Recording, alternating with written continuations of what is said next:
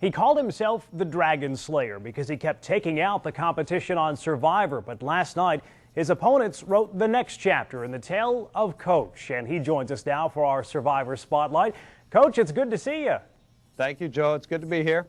Hey, now you told some wild stories during your time on the show. I recall one about a beating that you took after a pygmy attack during a kayaking trip.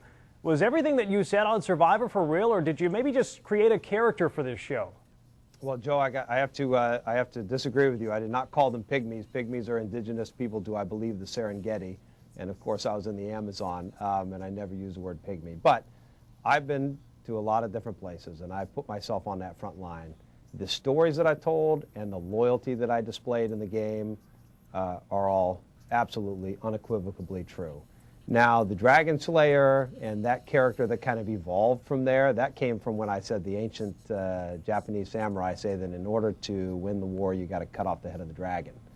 And Brendan's the dragon. And so then, of course, one of the brilliant producers said, so if you slay the dragon, does that make you the Dragon Slayer? And at first I was like, nah. And then they were like, yeah, Dragon Slayer. So that's kind of how that evolved. And then, of course, the whole mythical assimilation that I had with that Warrior Alliance.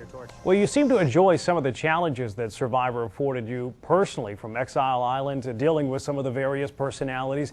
What did you learn about yourself while on the show?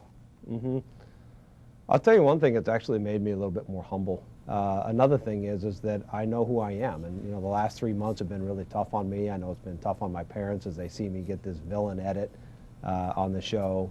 But, you know, losing my job, of course, at the university was tough. I really don't know what's next. I'm in a state of limbo, but I think that's right where I'm supposed to be. Well, Coach, we wish you the best, and for whatever reason, you are one of the most memorable cast members ever on Survivor, and we enjoyed watching you. Thanks for talking with us today. Thank you, Joe. And who will be crowned sole survivor? Find out Sunday night right here on WDEF News 12. The Survivor finale begins at 8, followed by the live reunion show, and then the winner will join us Monday at noon. Luther, he really was a coach. He was a soccer coach, girls soccer coach. And it wasn't just a name. Oh, I see. Okay.